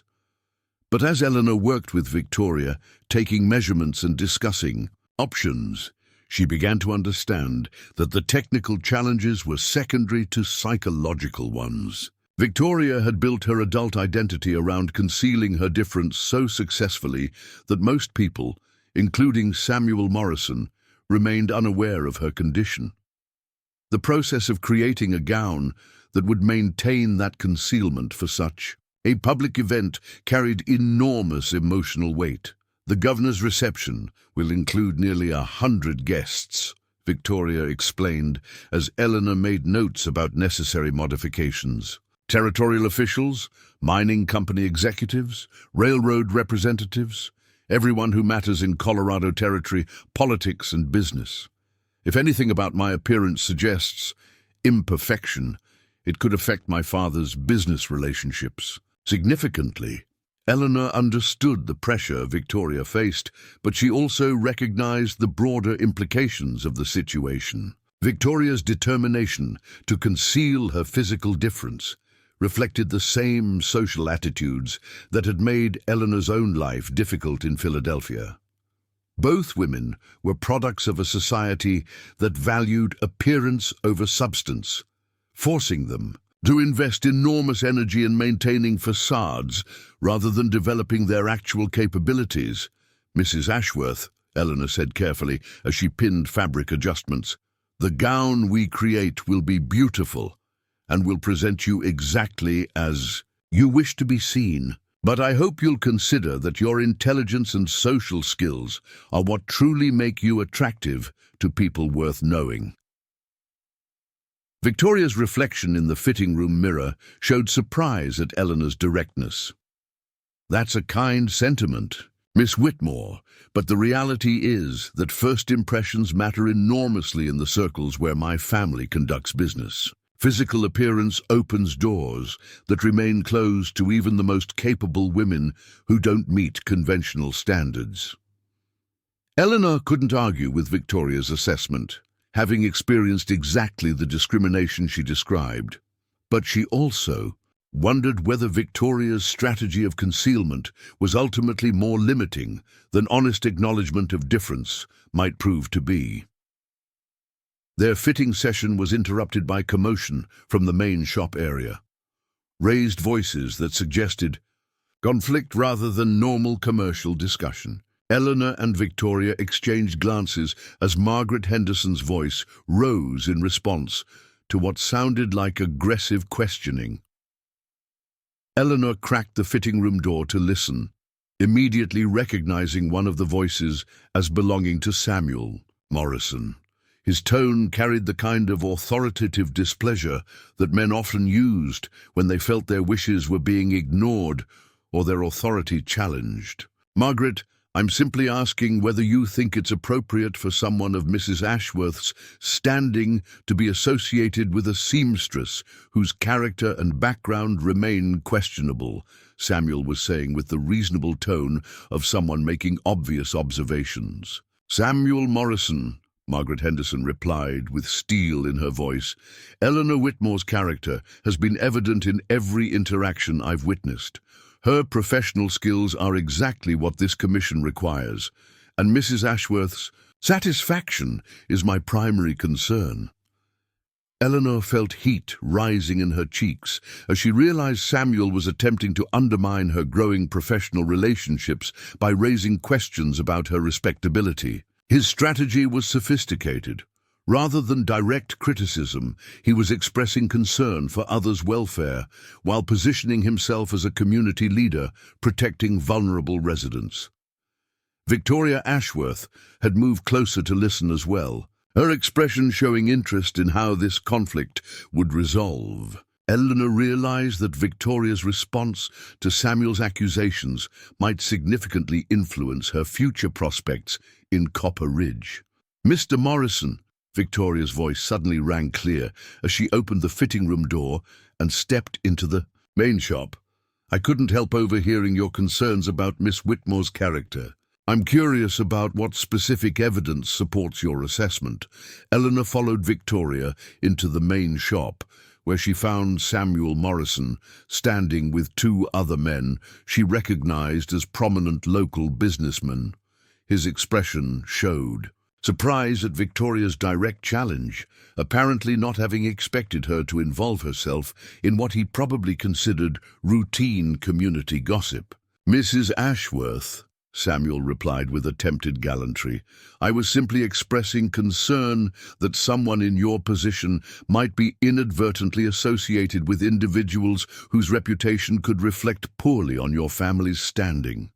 "I see. And what specific aspects of Miss Whitmore's reputation concern you?" Samuel shifted uncomfortably under Victoria's steady gaze, clearly not prepared for such direct questioning. "Well, her circumstances in coming to Copper Ridge were irregular, and her association with certain elements of the community raises questions about her judgment." Eleanor realized that Samuel was referring both to her status as a rejected mail-order bride and to her friendship with Marcus Webb. His accusations were designed to exploit social prejudices while maintaining plausible deniability about his motives, but Victoria Ashworth surprised everyone in the room with her response. "Mr. Morrison, I find it interesting that you question Miss Whitmore's judgment while praising her professional competence. In my experience, women who possess advanced skills typically demonstrate excellent judgment in all areas of their lives." The support was unexpected and powerful, coming from someone whose social position gave her words considerable weight in community discussions. Eleanor felt gratitude mixed with surprise at Victoria's willingness to defend someone she barely knew. Samuel's expression darkened as he realized his strategy was not producing the desired results. "Mrs. Ashworth, I'm sure you'll understand my position better when you've been in our community longer. We've learned to be cautious about accepting newcomers whose backgrounds haven't been thoroughly established." "Mr. Morrison," Victoria replied, "with the kind of calm authority that came from years of dealing with difficult men, I've found that actions reveal character more reliably than backgrounds. Miss Whitmore's professional conduct and personal behavior seem exemplary, while attempts to undermine her reputation based on gossip and innuendo reflect poorly on those making such attempts." The rebuke was delivered with surgical precision, leaving Samuel no graceful way to continue his attack without appearing petty and vindictive. He exchanged glances with his companions, apparently recognizing that he had miscalculated Victoria's likely response to his concerns. After Samuel and his associates departed with muttered excuses about pressing business elsewhere, Victoria turned to Eleanor with an expression that mixed respect with something approaching friendship. "Miss Whitmore, I hope you'll forgive my earlier concerns about discretion. Mr. Morrison's behavior demonstrates exactly why I value working with people who understand that true worth has nothing to do with surface appearances or social gossip." Eleanor felt a shift in her relationship with Victoria that went beyond professional collaboration. Victoria's defense had been based not just on Eleanor's skills, but on recognition of shared challenges that both women faced in a society that judged them by standards they couldn't entirely control. "Thank you, Mrs. Ashworth. Your support means more than you might realize." Victoria smiled with genuine warmth for the first time since their introduction. "Please, call me Victoria. And I have a confession to make. I came to Copper Ridge partly because I was tired of Denver's social restrictions. Your presence here suggests this community might be more accepting of individual differences than I had dared to hope." Eleanor realized that Victoria's move to Copper Ridge represented a search for the same kind of social freedom that Eleanor herself was discovering. Both women were finding that frontier communities, despite their own forms of prejudice, offered possibilities for reinvention that more established societies typically denied. As they returned to the fitting room to complete their work on the gown, Eleanor found herself thinking not about the technical challenges of the commission, but about the unexpected alliance that was developing with someone she had initially viewed as representing everything she could never achieve. The irony was striking. Victoria Ashworth, the woman who possessed the conventional beauty and social standing that Eleanor lacked, was discovering that those advantages were less valuable than Eleanor's hard-won expertise in navigating a world that didn't conform to easy expectations. By the time their session concluded, both women had gained something more valuable than a beautifully fitted gown. They had found a mutual understanding that transcended the surface differences that typically divided women in their circumstances. The week leading up to the territorial governor's reception transformed Copper Ridge into a hub of activity that Eleanor had never witnessed in her months of residence. Businesses prepared for the influx of dignitaries, hotels scrambled to accommodate visiting officials, and residents debated the significance of having such high-level attention focused on their community. For Eleanor, the week represented the culmination of efforts that would either establish her professional reputation permanently or destroy her prospects in Colorado territory entirely. Victoria Ashworth's gown required daily adjustments as Eleanor perfected the complex structural elements that would provide proper support while maintaining the illusion of perfect symmetry. Each fitting session revealed new technical challenges, but also deepened the unlikely friendship that had developed between the two women. Victoria proved to be more than a client. She became a collaborator whose insights into territorial politics helped Eleanor understand the broader implications of her work. The mining companies are watching this reception very carefully, Victoria explained during one of their sessions. Federal policy regarding territorial development could be influenced by how successfully Colorado presents itself as ready for statehood. Everything from the quality of local businesses to the sophistication of our social events will be evaluated by people who have enormous influence over our future. Eleanor understood that Victoria's appearance at the reception carried significance beyond personal vanity. As the daughter of a prominent mining investor, Victoria would be scrutinized by federal officials seeking to assess Colorado Territory's readiness for greater political autonomy. Her gown needed to reflect not just personal taste, but also the kind of refinement that suggested territorial maturity. The pressure was intensified by developments in Eleanor's partnership with Martha Brennan, which had expanded rapidly as word spread about their specialized services. The combination of Eleanor's advanced techniques and Martha's local knowledge had created demand that exceeded their current capacity, requiring them to work extended hours to meet commitments to clients whose needs had been long ignored by conventional seamstresses. But it was Marcus Webb who provided the most significant support during Eleanor's week of intensive preparation. His blacksmith shop became an evening refuge, where Eleanor could decompress from the day's pressures while enjoying conversation with someone who understood the challenges of maintaining professional standards under public scrutiny. "You're taking on more than most people would attempt in their first year in a new community," Marcus observed, as Eleanor described her various commitments. "Are you certain you're not overextending yourself?" Eleanor considered his question carefully. The truth was that she felt more energized by her current challenges than she had ever felt during her years of cautious existence in Philadelphia. The opportunity to use her skills meaningfully, combined with growing recognition from people whose opinions mattered, had awakened ambitions she hadn't known she possessed. "I'd rather fail attempting something worthwhile than succeed at something insignificant," Eleanor replied. "For the first time in my adult life, I feel like my abilities are being utilized rather than merely tolerated." Marcus smiled with understanding that came from his own experience of professional satisfaction despite social complications. "That's a feeling worth protecting. Just remember that success sometimes brings different challenges than failure."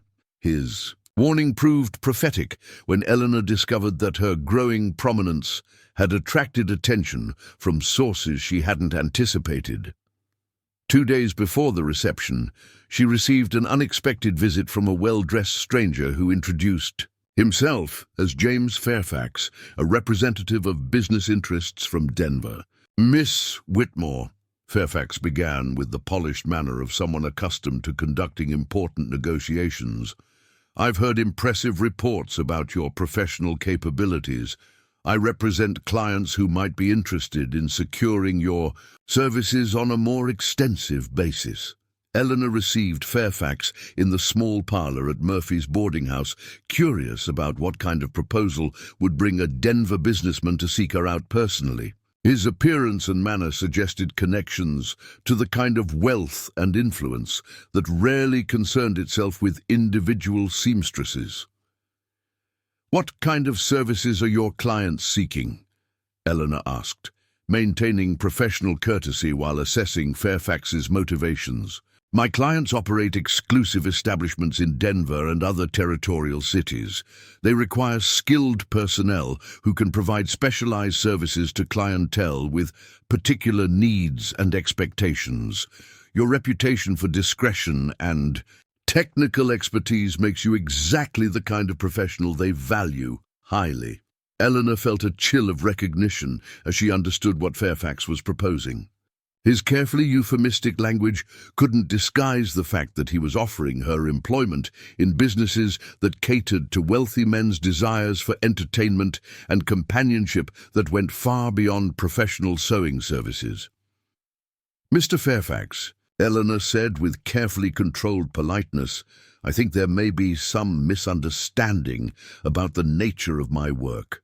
I provide custom clothing alterations and specialized fitting services, nothing more." Fairfax's expression suggested he had expected some initial resistance to his proposal. "Miss Whitmore, please don't misunderstand my offer.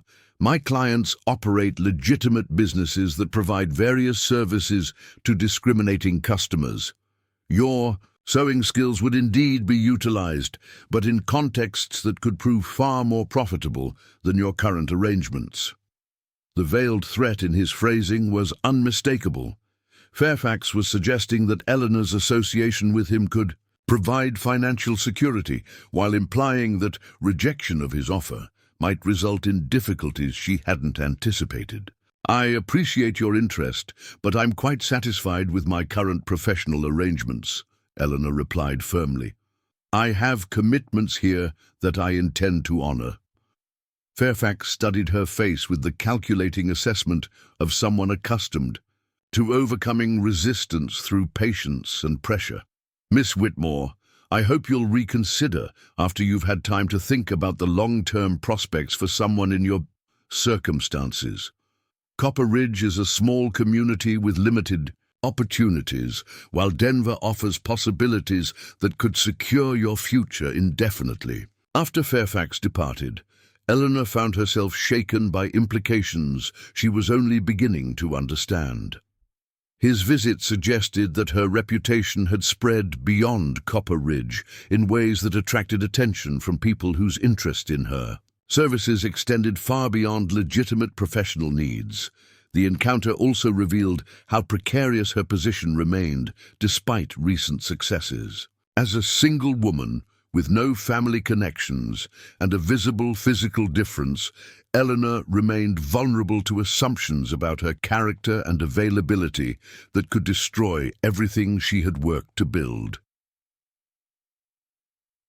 Eleanor decided to confide in Victoria Ashworth about Fairfax's visit, recognizing that Victoria's social connections might provide insights into the threat he represented. Their conversation took place during the final fitting session for Victoria's gown, which had achieved everything Eleanor had hoped for in terms of both technical excellence and aesthetic beauty.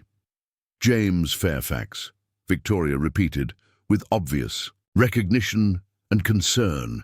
"He operates several businesses in Denver that serve wealthy men looking for entertainment that's not available through conventional channels. His interest in you suggests he sees opportunities that could prove very dangerous to your reputation." Eleanor felt her fears confirmed by Victoria's reaction. "What kind of opportunities?" Victoria chose her words carefully, clearly uncomfortable with the topic but recognizing its importance. "Fairfax provides services that wealthy men value highly but can't pursue openly. Women who work for him often begin with legitimate skills like yours, but find themselves pressured into additional services that prove far more profitable for everyone except the women themselves. The explanation clarified the threat that Fairfax represented, while also revealing how vulnerable Eleanor's independent status made her to exploitation by men who possessed resources she lacked. "What would you recommend I do?"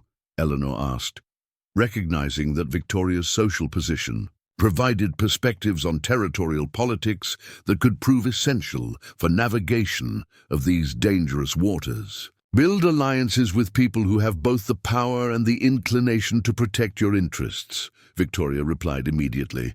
"Make yourself so valuable to the legitimate community that attempts to exploit you would be met with resistance from people whose influence matters." Eleanor understood that Victoria was describing exactly what she had been attempting to accomplish through her professional work and social integration. But Fairfax's visit had revealed how fragile those protections remained, and how quickly they could be undermined by men who possessed resources she couldn't match. The night before the governor's reception, Eleanor lay awake in her room at Murphy's boarding house, reviewing the events that had brought her to this crucial moment. Tomorrow would test not only her professional skills, but also the social alliances she had worked to build and the personal courage she had discovered during her months in Colorado Territory. Victoria's gown hung in Eleanor's room, a masterpiece of technical achievement that would either establish Eleanor's reputation permanently or become evidence of ambitions that exceeded her capabilities. But Eleanor realized that the gown itself was less important than what it represented. Her determination to be valued for her abilities rather than limited by others' assumptions about her worth. Outside her window, the sounds of Copper Ridge, preparing for its moment of territorial prominence, provided a backdrop of activity that reminded Eleanor how much had changed since her arrival as a rejected mail-order bride. She had found professional opportunities, meaningful friendships, and a sense of purpose that had been absent from her earlier life. But she had also discovered that success brought new challenges that required different kinds of courage than survival had demanded. Tomorrow would reveal whether the foundation she had built could support the ambitious future she had begun to envision, or whether forces beyond her control would destroy everything she had worked to achieve. As Eleanor finally drifted toward sleep, she found herself thinking not about the risks ahead, but about the strength she had discovered in herself during the most challenging months of her life. Whatever tomorrow brought, she would face it with skills, allies, and self-knowledge that had been forged through trials that had tested every aspect of her character. The governor's reception would be more than a social event. It would be Eleanor Whitmore's declaration that she intended to claim a place in Colorado Territory based on her own terms rather than others' limitations. The territorial governor's reception began at 7 o'clock on a crisp October evening that painted the mountains, surrounding Copper Ridge in shades of purple and gold. Eleanor arrived at the community hall early, ostensibly to ensure that Victoria's gown was perfect, but actually to calm her nerves before facing the most important social test of her life in Colorado Territory. The hall had been transformed for the occasion with decorations that showcased both territorial prosperity and cultural sophistication. Local businesses had contributed their finest goods for display, while the Ladies' Auxiliary had created floral arrangements that rivaled anything Eleanor had seen at Philadelphia's most exclusive gatherings. The effect was impressive without being ostentatious, suggesting a community confident in its achievements but not desperate to prove its worthiness. Eleanor positioned herself near the entrance, where she could observe arrivals while remaining inconspicuous until Victoria appeared. The early guests included territorial officials, mining company executives, railroad representatives, and local dignitaries whose presence would influence how federal authorities assessed Colorado Territory's readiness for greater political autonomy. Governor William Crawford arrived precisely at 7:30, accompanied by federal representatives whose importance was evident in the deference shown by local officials. Eleanor watched as Copper Ridge's leadership presented their community with carefully choreographed enthusiasm, each introduction designed to demonstrate territorial capabilities and political sophistication. But Eleanor's attention was focused, primarily on watching for Victoria, whose entrance would provide the crucial test of Eleanor's professional abilities. The gown that Eleanor had created represented months of technical work and personal investment, but its success would be measured by Victoria's confidence and the impression she made on people whose opinions could influence her family's business interests. When Victoria finally appeared in the doorway, Eleanor felt a surge of professional pride mixed with personal satisfaction. The gown was everything she had hoped it would be. Elegant without being showy, sophisticated without appearing to try too hard, and perfectly fitted in ways that enhanced Victoria's natural beauty while concealing the physical challenges that required specialized construction techniques. But more importantly, Victoria carried herself with the kind of confidence that came from knowing she looked exactly as she wanted to appear. Her posture was relaxed and natural, her smile genuine rather than forced, and her interaction with other guests reflected the comfort of someone who wasn't worried about maintaining careful concealment of personal vulnerabilities. Eleanor watched as Victoria moved through the reception, greeting territorial officials and federal representatives with the kind of social skill that made positive impressions without seeming calculated. The success of Eleanor's work was evident not just in the gown's appearance, but in Victoria's ability to focus on substantive conversations rather than worrying about her physical presentation. The evening's significance became clear when Governor Crawford sought out Victoria for an extended conversation about her father's mining investments and their potential contribution to territorial development. Eleanor could see Victoria engaging confidently in discussions about complex business and political topics, her expertise evident to federal officials who were clearly impressed by her knowledge and insight. Eleanor's observation of Victoria's success was interrupted by the arrival of Samuel Morrison, who approached with the kind of determined expression that suggested he had been planning this encounter throughout the evening. His appearance had been carefully calculated to project success and social prominence, but Eleanor could see tension in his manner that indicated he was not entirely comfortable with current circumstances. "Eleanor," Samuel said with forced courtesy, "I wasn't certain you would be attending this evening's festivities. I hope you're finding the reception educational." Eleanor recognized the subtle condescension in Samuel's phrasing, which positioned her as an observer of important events rather than a participant in them. His strategy was designed to reinforce social boundaries while maintaining plausible politeness in a public setting. "Good evening, Samuel," Eleanor replied with calm dignity. "I'm here as a guest, like everyone else. The reception is indeed impressive. A wonderful demonstration of what this community can accomplish when people work together effectively." Samuel's expression suggested he had expected a more defensive response to his implied criticism.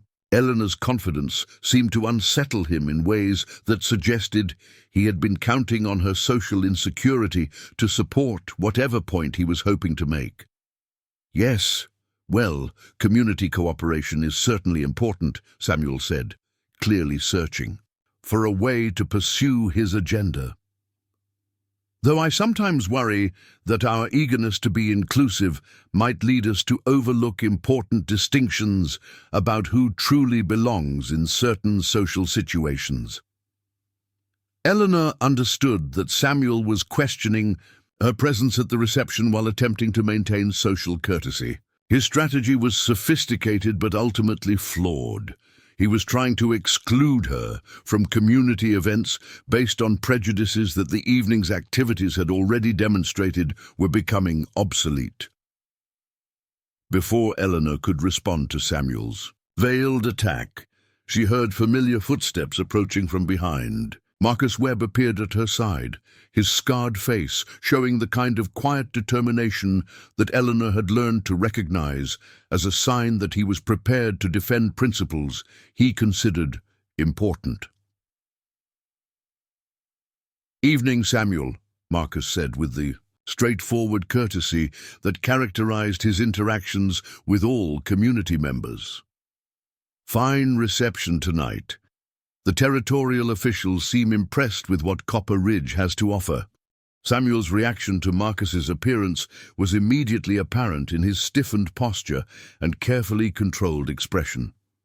Eleanor realized that Samuel's discomfort with Marcus went beyond mere social prejudice to include recognition that the blacksmith possessed influence and respect that Samuel couldn't easily dismiss or overcome.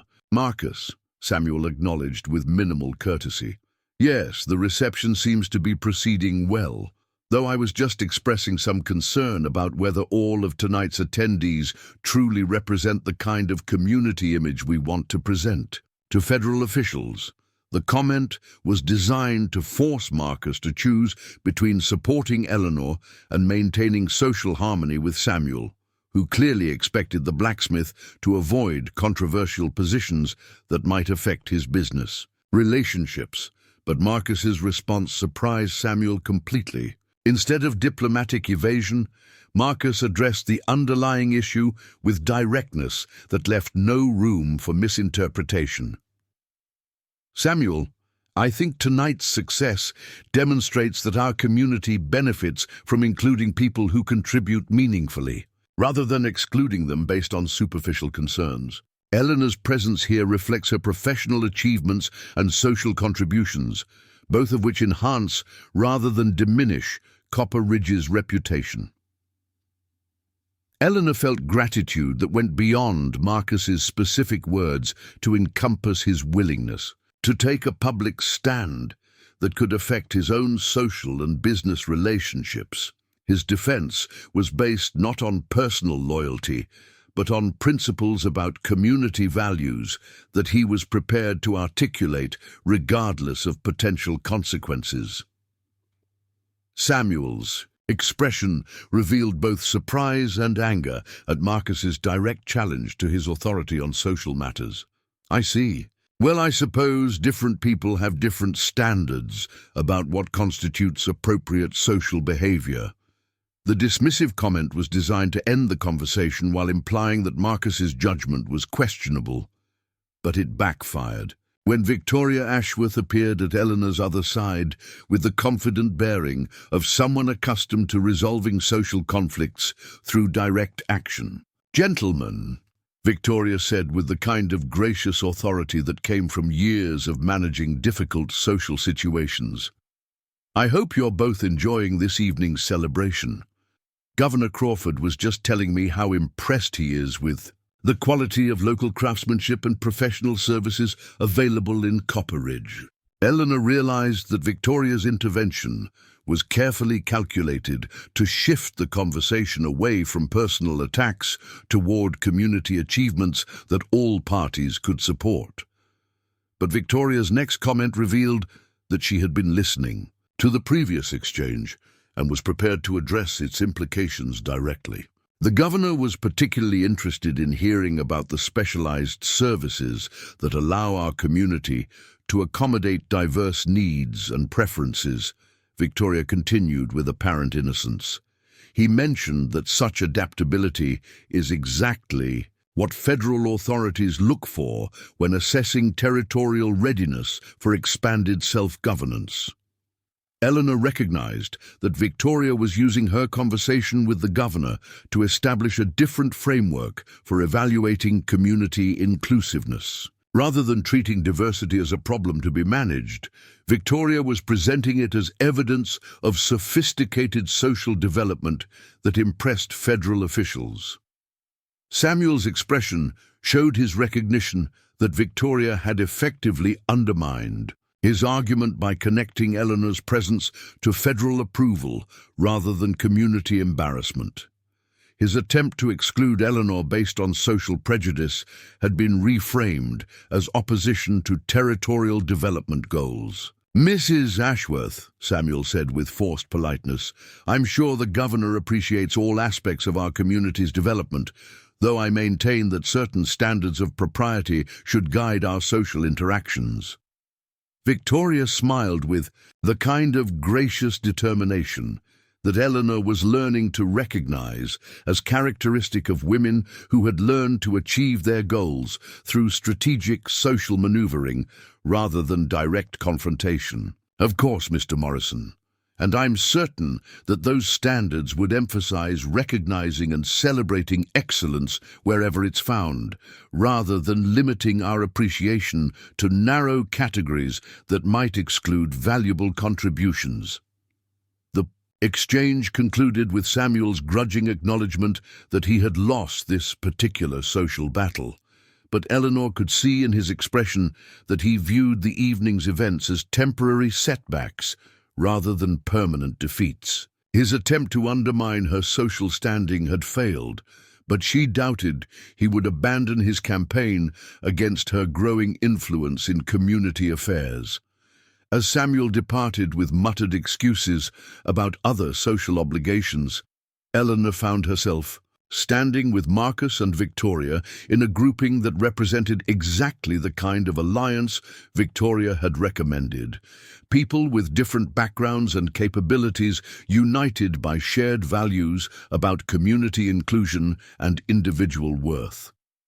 "Thank you both," Eleanor said quietly, her voice carrying gratitude that extended beyond the immediate social support to encompass the broader recognition of her right to participate fully in community life.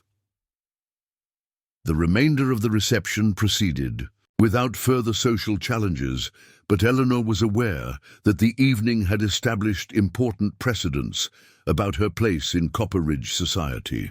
Her presence had been publicly defended by people whose opinions carried weight with both local residents and territorial authorities. More importantly, her professional achievements had been recognized as contributions to community reputation, rather than detractions from it. As the evening concluded and guests began departing, Eleanor reflected on how dramatically her circumstances had changed since her arrival as a rejected mail-order bride. She had found professional opportunities, meaningful friendships, and a sense of belonging that had been absent from her years in Philadelphia. 3 months after the governor's reception, Eleanor stood in the workroom behind her newly established shop, examining the latest commission that would test skills she was still developing. The space itself represented everything she had hoped to achieve when she first stepped off the train at Copper Ridge Station. A professional environment where her expertise was valued, a business that served genuine community needs, and financial independence that freed her from dependence on others' approval or charity. The shop occupied a prime location on Main Street, its large windows displaying examples of Eleanor's work that attracted customers from throughout the region. Word of her specialized fitting techniques had spread beyond Copper Ridge, bringing clients from mining camps, railroad towns, and even Denver establishments that required services unavailable elsewhere in Colorado Territory. But it was the partnership with Martha Brennan that had proved most rewarding, both professionally and personally. Their collaboration had evolved into something resembling a family business, with Martha's practical knowledge of frontier needs complementing Eleanor's advanced technical skills. Together, they served a clientele that ranged from mining executives, wives, to immigrant families, whose children needed clothing adapted for various physical challenges. The morning brought a familiar visitor in the form of Tommy Brennan, who had become Eleanor's unofficial assistant and enthusiastic advocate. The boy's confidence had grown dramatically since their first encounter at the schoolhouse. His physical difference, now viewed by other children as simply one characteristic among many, rather than a defining limitation. "Miss Eleanor," Tommy announced, "with the importance of someone carrying significant news, Ma says Mrs. Crawford is coming this afternoon for her final fitting, and there's a letter for you from Denver that looks official." Eleanor accepted the letter with curiosity mixed with caution. Official correspondence from Denver could represent opportunities or problems, and her experience with James Fairfax had taught her to approach unsolicited business proposals with careful skepticism. The letter proved to be from the territorial legislature, announcing that Eleanor had been selected to participate in an upcoming exhibition of Colorado Territory craftsmanship that would accompany statehood applications to Congress. Her reputation for technical excellence and innovative problem-solving had brought recognition at the highest levels of territorial government. "Good news?" Martha Brennan asked as she entered the workroom with an armload of fabric that needed to be sorted and catalogued. "An invitation to display our work as part of Colorado's statehood presentation," Eleanor replied, still processing the implications of the opportunity. "It seems our reputation has reached people who make decisions about territorial development." Martha smiled with the kind of satisfaction that came from seeing hard work receive appropriate recognition. "That's wonderful news, though not entirely surprising. The number of clients traveling here from other communities suggests our services are filling needs that weren't being met elsewhere." Eleanor nodded, but found herself thinking less about professional recognition than about personal relationships that had made such success possible. The transformation in her circumstances hadn't occurred through individual effort alone, but through connections with people who had chosen to see her potential rather than focus on her limitations. The afternoon brought Mrs. Crawford for her final fitting, a commission that had special significance because of the client's position as the territorial governor's wife. The gown Eleanor had created represented another technical challenge successfully met, but more importantly, it demonstrated how her reputation had evolved to attract clientele from the highest levels of territorial society. Mrs. Crawford proved to be a woman whose intelligence and social awareness had contributed significantly to her husband's political success. Her appreciation for Eleanor's work went beyond mere craftsmanship to encompass understanding of how specialized services could enhance women's confidence and social effectiveness. "Miss Whitmore," Mrs. Crawford said as Eleanor made final adjustments, "to the gown's fit, my husband has mentioned how impressed federal officials were with the quality of professional services available in Copper Ridge.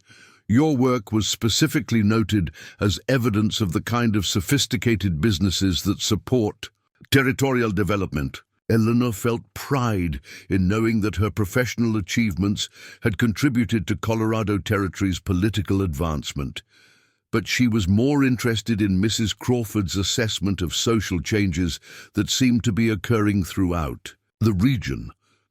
"Have you noticed differences in how communities approach individual diversity?" Eleanor asked, using the tactful language she had learned was necessary when discussing sensitive topics with clients from various social backgrounds. Mrs. Crawford considered the question thoughtfully while examining her reflection in Eleanor's fitting mirror. "I've observed that frontier communities often develop more practical approaches to evaluating people than older, more established societies typically employ. When survival and prosperity depend on utilizing everyone's contributions, social prejudices become luxuries that successful communities can't afford." The observation matched Eleanor's own experience, but she wondered whether such practical acceptance would persist as communities became more prosperous and socially stratified. Do you think those attitudes will continue as territories achieve statehood and develop more conventional social structures? That depends partly on people like you, Mrs. Crawford replied, with directness that surprised Eleanor. Individuals who demonstrate excellence despite facing social challenges help establish precedents that make similar achievements possible for others. Your success makes it easier for the next woman who faces comparable circumstances. Eleanor realized that Mrs. Crawford was describing exactly what Victoria Ashworth had suggested months earlier, building influence that could protect not only her own interests, but also those of others who might face similar challenges. Her professional achievements had created opportunities that extended beyond personal benefit to encompass broader social change. The conversation was interrupted by commotion from the shop's main area, where Eleanor could hear voices raised in what sounded like heated discussion. She excused herself from Mrs. Crawford and moved toward the front of the shop, where she discovered Marcus Webb engaged in conversation with two men she didn't immediately recognize. The strangers wore the kind of expensive clothing that marked them as representatives of significant business interests, but their manner suggested they were more accustomed to getting their way through intimidation rather than negotiation. Eleanor immediately thought of James Fairfax and wondered whether these men represented similar threats to her independence. "Miss Whitmore," Marcus said as she approached, his tone suggesting relief at her arrival. "These gentlemen say they have a business proposition that requires your immediate attention." Eleanor studied the two men carefully, noting details that suggested they possessed both wealth and the kind of confidence that came from being accustomed to having their wishes accommodated without question. But she also observed tension in their manner that indicated they were operating outside their usual environment and perhaps beyond their normal authority. "Gentlemen," Eleanor said with professional courtesy that masked her wariness, "how can I help you?" The taller of the two men stepped forward with the kind of aggressive confidence that Eleanor had learned to recognize as potentially dangerous. "Miss Whitmore, I'm Robert Chambers, representing business interests in Denver and other territorial cities. We've heard impressive reports about your professional capabilities and would like to discuss opportunities that could prove extremely profitable for everyone involved." Eleanor felt familiar warning signals as she recognized language similar to what James Fairfax had used months earlier. These men were offering opportunities that sounded legitimate on the surface, but probably involved expectations that went far beyond professional sewing services. "What kind of opportunities?" Eleanor asked, maintaining neutrality while positioning herself where she could retreat quickly if necessary.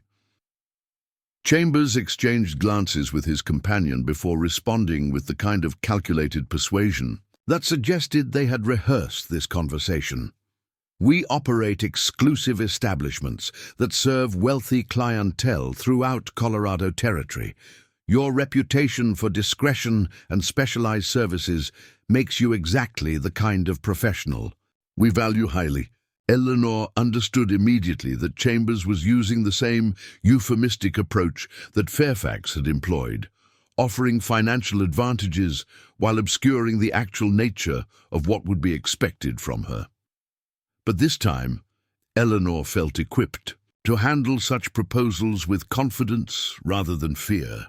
"Mr. Chambers," Eleanor said with calm authority, "I think there may be some misunderstanding about my business. I provide custom clothing alterations and specialized fitting services to clients throughout the region. My work is entirely professional and completely legitimate." Chambers' expression suggested he had expected initial resistance and was prepared to overcome it through patient pressure. "Miss Whitmore, please don't misunderstand our offer. We're proposing legitimate business arrangements that would utilize your current skills while providing financial security far beyond what small-town operations typically generate." Eleanor realized that Chambers was trying to exploit her success by suggesting it wasn't sufficient to provide long-term security.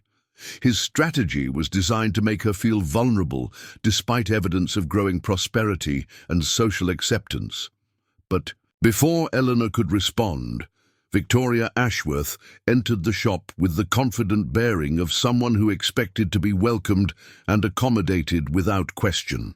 Her timing seemed coincidental, but Eleanor suspected that Victoria had been informed about the stranger's presence and had chosen to intervene at a crucial moment. "Eleanor," Victoria said with warm familiarity, "I hope I'm not interrupting important business. I wanted to confirm our appointment for next week's commission." Victoria's presence immediately changed the dynamic in the shop. Chambers and his companion clearly recognized her as someone whose social position gave her influence that could complicate their plans. Eleanor could see them reassessing their approach in light of Victoria's obvious friendship with their target. "Mrs. Ashworth," Eleanor said with gratitude for the perfectly timed intervention, "of course. These gentlemen were just leaving after discussing some business opportunities that don't align with my current professional focus." Victoria studied the two strangers with the kind of assessment that came from years of evaluating people who might pose threats to her family's interests. "I see. Well, I hope they found their visit to Copper Ridge educational, even if specific business arrangements didn't prove feasible." Chambers realized that continuing his pressure in Victoria's presence would risk exposure of his true motives to someone with connections that could cause serious problems for his operations. "Indeed, Mrs. Ashworth, we were just commenting on how distinctive the business environment is in smaller territorial communities." "Distinctive in positive ways, I hope," Victoria replied with gracious authority that carried subtle warning about the consequences of any other assessment. "Copper Ridge prides itself on supporting legitimate enterprises while being quite protective of valued community members." Eleanor watched as Chambers and his companion exchanged glances that revealed their understanding that Eleanor possessed protections they hadn't anticipated.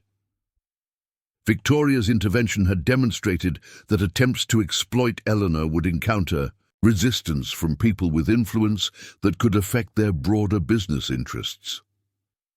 After the strangers departed with muttered comments about exploring other opportunities, Eleanor found herself standing with Marcus and Victoria in a configuration that had become familiar. Allies united by shared values and mutual respect rather than conventional social boundaries. "Thank you both," Eleanor said, her gratitude encompassing not just the immediate intervention, but the broader support that had made her success possible. "I seem to be attracting attention that requires careful management." Victoria smiled with understanding that came from her own experience navigating complex social and business pressures. Success often brings challenges that require different skills than achieving success in the first place. But you've demonstrated ability to handle both kinds of difficulties. As evening approached and Eleanor prepared to close her shop for the day, she reflected on how completely her life had changed since her arrival in Copper Ridge as a rejected mail-order bride. She had found professional success, meaningful relationships, and a sense of purpose that had been absent from her years in Philadelphia. But more importantly, Eleanor had discovered that her physical difference, which had seemed like an insurmountable obstacle to acceptance and happiness, had actually become a source of strength that allowed her to help others facing similar challenges. Her specialized skills had created opportunities that conventional abilities might not have provided. The final customer of the day proved to be a young woman whose circumstances reminded Eleanor powerfully of her own arrival in Colorado Territory. Sarah Mitchell had traveled from Kansas seeking opportunities unavailable in her home community, carrying little more than hope and determination to build a different kind of life. "Miss Whitmore," Sarah said, with the nervous dignity of someone asking for help while trying to maintain pride. I heard that you sometimes provide work for women who need to support themselves. I have some sewing experience, and I'm willing to learn whatever skills might be useful. Eleanor recognized in Sarah's request an echo of her own desperate search for opportunities that would allow her to survive independently. But Eleanor also saw possibilities that she hadn't been able to imagine during her own early days in Copper Ridge. Sarah, I'm always interested in working with people who are committed to learning and contributing, Eleanor replied, making the same kind of decision that others had made about her months earlier. Why don't you plan to spend tomorrow morning here, and we'll see what kinds of arrangements might benefit both of us. As Sarah departed with obvious relief and anticipation, Eleanor realized that her success had created opportunities to provide for others the kind of support she had received from Martha Brennan, Marcus Webb, and Victoria Ashworth.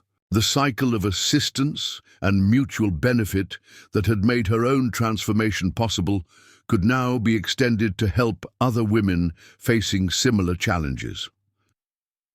That evening, Eleanor walked through Copper Ridge's familiar streets with a sense of belonging that had seemed impossible during her first desperate weeks in Colorado Territory. The town had become home in ways that went beyond mere residence to encompass genuine community membership based on contributions rather than background. She passed Morrison's General Store, where Samuel continued to conduct successful business. Despite his failure to prevent her social integration, she nodded to familiar faces that now greeted her with respect and friendship rather than curiosity or pity. She observed the blacksmith shop where Marcus worked with dedication that had inspired her own commitment to excellence. At Murphy's boarding house, where she still took occasional meals despite maintaining her own apartment above the shop, Eleanor found Mrs. Murphy preparing for the evening's guests with efficiency that had impressed Eleanor from her first night in Copper Ridge. "Eleanor?" Mrs. Murphy called, with the warmth that had made Eleanor feel welcome even during her most difficult early days. "How did your day go? I heard you had some interesting visitors." Eleanor smiled with the confidence that came from successfully navigating challenges that might have overwhelmed her months earlier. "It was a good day, Mrs. Murphy, full of opportunities and interesting possibilities." As Eleanor settled in her own apartment for the evening, she picked up the pen and paper that had become tools for planning her expanding business rather than instruments for desperate correspondence with potential suitors. The future that stretched ahead contained uncertainties, but they were the kinds of uncertainties that came with growth and success rather than survival and desperation. Eleanor Whitmore had arrived in Copper Ridge as a rejected mail-order bride whose physical difference had marked her as unacceptable to the man who had promised to accept her. She had built a life based on her own abilities rather than others' approval, surrounded by people who valued her contributions rather than focusing on her limitations. The scarred blacksmith who had first recognized her quiet strength had become more than a friend. He had become a partner in the kind of relationship that was built on mutual respect and shared values rather than conventional expectations. Their connection had grown slowly and naturally, rooted in understanding that transcended surface appearances. As Eleanor prepared for sleep in her comfortable apartment above the shop that bore her name, she reflected on lessons learned during the most challenging and rewarding year of her life. Physical differences that seemed like obstacles could become sources of strength. Communities that appeared unwelcoming could embrace individuals who proved their worth through actions rather than appearance. And rejected mail-order brides could build lives more fulfilling than any they might have achieved through conventional marriages. Outside her window, the sounds of Copper Ridge settling into evening provided a soundtrack of belonging that Eleanor had never expected to find. Tomorrow would bring new challenges and opportunities, but she would face them with skills, relationships, and confidence that had been forged through trials that had tested every aspect of her character. Eleanor Whitmore had found her place in the world not by conforming to others' expectations, but by creating opportunities that allowed her true capabilities to flourish. The mail-order bride who had been rejected at the station had become a woman whose quiet strength was recognized, valued, and celebrated by an entire community that had learned to see past surface appearances to appreciate the substance beneath. Next, you've got 2 more standout stories right on your screen. If this one hit the mark, you won't want to pass these up. Just click and check them out. And don't forget to like, subscribe, and turn on the notification bell so you don't miss any upload from us.